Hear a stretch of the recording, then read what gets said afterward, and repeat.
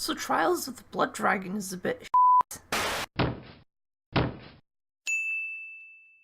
Yes, I realize I'm a bit late to that party, but it was one of those games with gold the other month, so I only just played it, and I want my money back. Before we get into the shred ripping, I'd like to talk about my standing on this game before playing it. I first heard of this thing back at good old E3 2016, and despite being a big fan of the Trials series, I didn't give it much thought at all, mostly because I'd never played the original Blood Dragon on account of me not being much of a Far Cry man. However, since that E3 conference, I have played it, coincidentally because it was also a free game.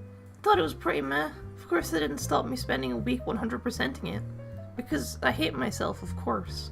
So yes, admittedly, on top of the 2.5 stars on the Xbox store, I had my own negative doubts for this game, but I thought at the very least it would be a Trials game, with some pointless story thrown into it, something I could grind for achievements when I had nothing better to do. That was a mistake. So I went in with low expectations, and I come back out to you now, ready to whine for at least 7 minutes.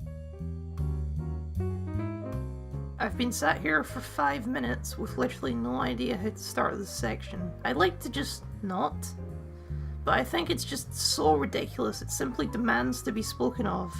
So it's set 12 years or so after the original Blood Dragon, which I guess I need to explain the original Blood Dragon story and its world if you have any hope of understanding anything. It's like a 90s style dystopian future where everything is Neo and America is still fighting in the Vietnam War. Also, these weird alien things are just kind of here. They're called blood dragons even though they don't really look like dragons at all. And it all kind of looks like one of those gun-shooty arcade things you see in movie theaters. Yeah, those fossils. Fossils! Da, da, da. It's one of these things where the setting is so completely ridiculous that it just kind of works. It's basically why Far Cry 3 Blood Dragon was successful. Oh yeah, this game's a spin-off of Trials, which is a sequel to a spin-off of Far Cry, by the way. I can't wait for Assassin's Creed Blood Dragon. Anyway, the story was simple enough. You played as Rex Power Cult, a genre trope parody character, and you killed a bad guy and fell in love with some scientist. That's pretty much it. Colt was also voiced by the guy from Alien, but I don't care because I haven't watched it. Anyway, so that brings us to this horribly convoluted mess of a plot. Cue that music.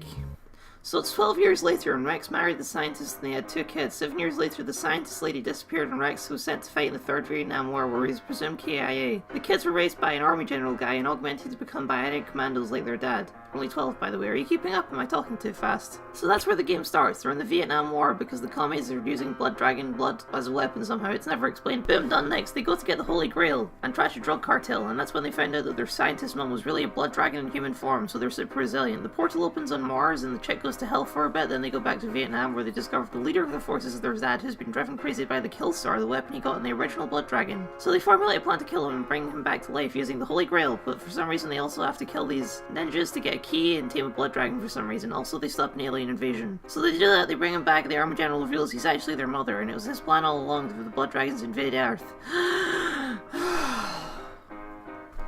Did you get all that? Because I'm not repeating it. I think the main problem is that this game expects me to have cared about the story of the original game, and expects that I'm really invested in the future of Rex Power Cult, but I'm not. I really couldn't care less, nor could anyone else playing this game, I'm sure. I can't imagine the crossover of Far Cry fans and Trials fans is that big. I mean, they are completely different styles of games in every sense of the word. Trials is a skill-based time trial leaderboard-focused game with a minimal to no story whatsoever, and the minimal story there is only serves as a backdrop for the levels. Far Cry is an open-world first-person shooter with a driving narrative and lots of shooty bad guy stuff. It really doesn't make any sense that they would make a sequel to a game that's a completely different game. You probably also noticed that all the game's cutscenes are in this really cartoony style, but the game itself isn't, which is really jarring, especially when I'm expected to believe this fully grown man is a 12-year-old kid. I can literally only think of one reason they did this. Laziness. Because sure, they could make all the game in this style, but we already have these assets from Trials Fusion, so we can just save up to 200 hours. Granted, I didn't expect anything more, but come on, you can't tell me this doesn't look completely ridiculous. Like, why don't you just say that they're 16 instead? Why did you write it so that they're 12 if you're going to make their game models look like adults? And don't you dare tell me it was intentionally bad, because that is just worse. The game constantly has these horribly cringe-inducing attempts at humour. The humour of the first game worked because it was parodying serious action shooters and also the 90s style of coolness. But the game doesn't seem to realise why people like the first game, almost as if it was written by completely different people. I would check, but no one cares about this game enough to fill in the details on IMDb. The guy who plays Rex Powercall is just awful. I think it's supposed to be funny how bad he is, but he sounds like they just shoved him into the booth with $50 and told him to read the lines. Kids, defeating evil Rex is a serious blow to communism, and they'll have a tough time getting back on their feet. The war may not be over, but I can see cloudless skies. Hey, I'm the guy from Alien. I'm not getting a lot of work these days, and they offered me some money to be in this awful game, so I did it. I'm the guy from Alien, by the way. But this kid, this is just the worst voice actor I've ever heard. Can you turn it down just a little, Slay? Some of us are studying for our next mission. Some of us are studying for our next mission. Whatever you say, Mom. I'm not your mom, I'm your sister. Okay. That was totally badass. To the point where it has to be intentional. There's no way they actually hired someone this bad, right? Don't. I'm sure we can figure something out. Hey, why is the chick black, by the way? Both of her parents are white. She's also part blood dragon, so she can't be adopted. Did I just put more thought into this game than the writers? Yes. Yes, I did. Oh, I almost forgot to mention these stupid advert things that pop up every so often. For no reason. Like, literally no reason. None at all. They're not relevant. They're not interesting. They're not funny. They're just there. Completely pointless. Which I guess is just like the rest of the game. Slay is gonna be crushed by this. Shit. Slay is gonna be crushed by this. Why was that there? What did that add to the scene? Who edited this? A man with a coke addiction? I have absolutely no problem with the simplistic controls of Trials. That's what makes the game so much fun, figuring out how to make the most of a simple concept. And as such, being as is exactly the same, the bike sections of this game are perfectly enjoyable. You'll notice I said sections though, because for some reason this game about bikes has non-bike sections. Let's go through them, shall we? First we have these awful platforming sections which are awful, and I hate them. The sensitivity is awful, the shooting is dreadful, and you die in one hit. Which would be fine if it were even possible to dodge, but it's not. So the game is ridiculously hard to be good at because it's 90% luck. Glory, it's fantastic. 10 out of 10. I think I went a little overboard there. Let me calm down for a sec. What even is this? Does it look like Trials to you? No, of course not. It looks like a Cuphead ripoff. This is not what I didn't pay for! Okay, so next we have these f***ing bullshit jetpack levels of bullshit.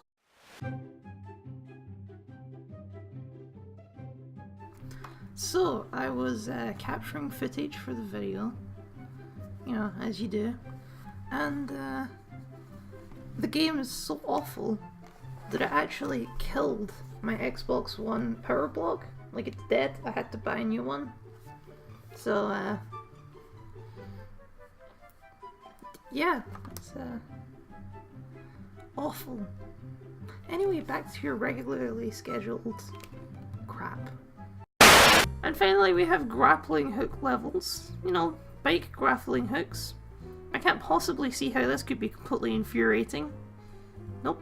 You're just salty because you suck at the game. Lol. Look, I have no problem with games being difficult. Trials is a difficult game at the higher levels, but there's a big difference between skill difficulty and luck difficulty. Take this track from Trials Fusion. Sure, you can get lucky, but as hundreds of YouTube tutorials will tell you, you don't need luck to beat it. Now take a look at this jetpack level. I can be as skillful and as amazing as the games I want. I'm still gonna fly into this death wheel because the controls are so awful. My beating of this level is pure luck and patience. Like gambling with absolutely no stakes. Riveting. You get it? Cause it's a rivet gun. It's riveting, you see? No? Okay then. I guess this is the part where I'd normally ramble on about music, but I don't remember it, so. If I actually wanted to play this game more than I have to, I could try and beat this game. It would only take me the rest of my goddamn life. A+ every level. Go jump in a river.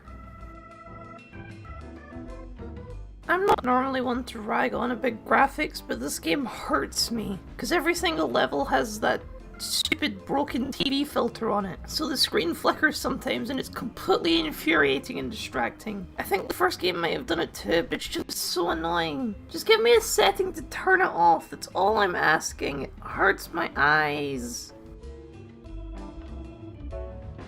This game sucks. Don't buy it, don't think about it, let it die a slow, painful death in a dark cellar, screaming in agony while no one can hear it for all eternity. Was that too much? That might have been too much. I am just weirdly, overly angry at this awful game. Well, bye! I'm off to my torture den!